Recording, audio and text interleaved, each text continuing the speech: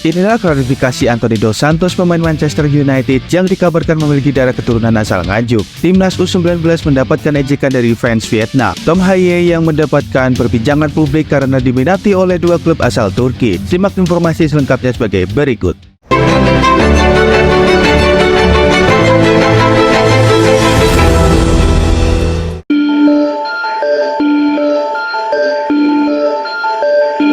Rumor mengenai pemain yang akan dinaturalisasi memang selalu menarik perhatian, terutama ketika nama-nama besar terlibat. Salah satu pemain yang belakangan ini sering dikabarkan bakal menjadi target naturalisasi untuk memperkuat timnas Indonesia adalah Anthony Matheus Dos Santos, pemain dari Manchester United. Kabar mengenai Anthony yang pertama kali beredar di TikTok dan kemudian menyebar ke berbagai platform media lainnya termasuk YouTube. Berbagai media arus utama juga menulis tentang rumor ini mengaitkan dengan kemungkinan bergabungnya pemain yang kerap dijuluki El Ghazi ke skuad Garuda. Namun, klaim bahwa Anthony memiliki keturunan Nganjuk tidak memiliki dasar yang kuat. Anthony yang berusia 24 tahun sebenarnya memiliki darah Portugal. Ayah dan ibunya lahir di Brasil, tetapi kakek dan nenek dari kedua belah pihak berasal dari Portugal dan kemudian berimigrasi ke Brasil. Keluarga Anthony menetap di Inferninho, yaitu sebuah favela di pinggiran kota Osasco. Nama Inferninho sendiri berarti neraka kecil, menggambarkan situasi lingkungan masa kecil Anthony. Selain itu, ada satu hal lagi yang membuat proses naturalisasi Anthony menjadi mustahil. Anthony sudah pernah memperkuat timnas Brasil dan bahkan mencetak 2 gol bagi Seleção.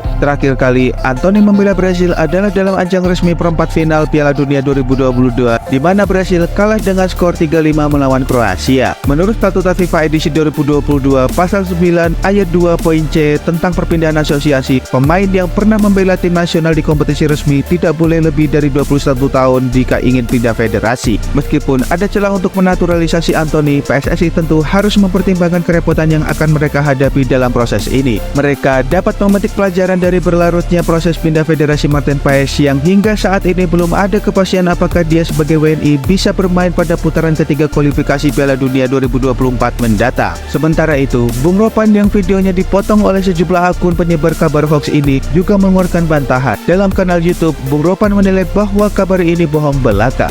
Memang benar, sekarang PSSI sedang mencari pemain di lini serang untuk putaran ketiga kualifikasi Piala Dunia 2026 karena ini menjadi salah satu keharusan. Namun, kalau soal Anthony, saya pikir ini hoax. Menurut saya, tidak benar bahwa dia memperkuat timnas Indonesia, ucap Bung Ropan. Saya sebenarnya tidak ingin berbicara tentang Anthony karena percuma untuk membicarakan hal ini. Bagaimana mungkin dia bisa bermain untuk tim nasional Indonesia, tegasnya.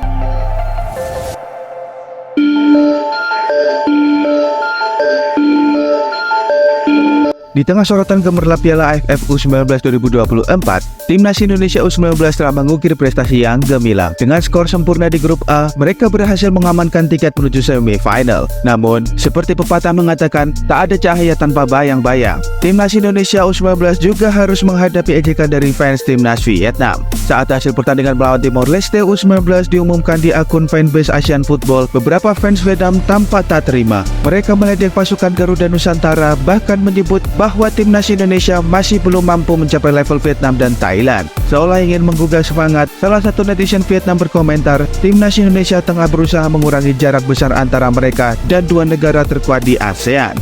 Namun, perlu dicatat bahwa dua negara tersebut, Vietnam dan Thailand, memang telah lama menjadi kekuatan di Asia Tenggara. Namun, semangat timnas Indonesia U19 tidak ciut. Mereka menunjukkan taringnya dan perlahan menggeser posisi kekuatan ASEAN itu. Komentar-komentar tersebut hanya menguatkan semangat para pemain Garuda Nusantara. Menariknya, meski fans Vietnam berbicara begitu, pencapaian Golden Star Warriors sendiri tak sebesar yang diharapkan. Tim Vietnam U19 harus rela gugur di Piala AFF 2024. Berada di grup B, mereka menempati peringkat ketiga dengan 1 poin. Meski masih ada satu laga yang tersisa, namun tim Australia U19 sudah mengunci juara grup B. Kini, timnas Indonesia U19 siap berlaga di babak semifinal. Lawan mereka akan ditentukan antara Malaysia atau Thailand yang masih akan memainkan laga pamungkas di grup C. Sebagaimana yang diketahui, timnas Indonesia U19 baru saja mengakhiri laga terakhir grup A dengan kemenangan yang gemilang 6-2 atas Timor Leste pada Selasa 23 Juli 2024 dan memiliki peluang besar menjadi juara AFF U19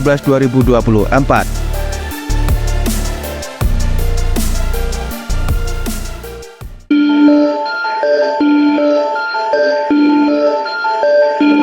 Tom Haye, gelandang sangar timnas Indonesia, tengah menjadi sorotan dua klub raksasa Liga Turki yaitu Sivasspor dan Beşiktaş. Keahliannya dalam memberikan umpan menjadi alasan utama ketertarikan mereka. Setelah dilepas oleh Heerenveen, Tom Haye kini berstatus sebagai pemain non-Uni Eropa. Kehilangan status kewarganegaraan Belanda membuatnya tidak lagi dianggap sebagai pemain Uni Eropa. Namun, situasi ini membuka peluang bagi Tom Haye untuk bermain di klub-klub Eropa yang seringkali memiliki batasan tertentu untuk pemain asal Asia dan Amerika Latin. Sebelumnya, Tom Haye sempat dikaitkan dengan Como dan AS Alkmaar. Tetapi, kini perhatian tertuju pada dua klub besar asal Turki. Jurnalis olahraga asal Turki, Ertuğrul Basti, mengungkapkan di akun Twitter pribadinya bahwa selain Sivasspor dan Beşiktaş juga tertarik dengan Tom Haye. Statistik luar biasa Tom Haye saat bermain di Eredivisie menjadi daya tarik yang utama. Ia masuk dalam daftar 10 gelandang terbaik liga dalam hal statistik dan umpan kunci. Beşiktaş melihat potensi Tom untuk menjadi penyangga penting bagi dua striker andalan mereka, Pickford dan Charisis. Dengan dinamisme, kreativitas, dan kemampuan bermainnya, Tom Haye siap memberikan kontribusi besar bagi kedua klub tersebut.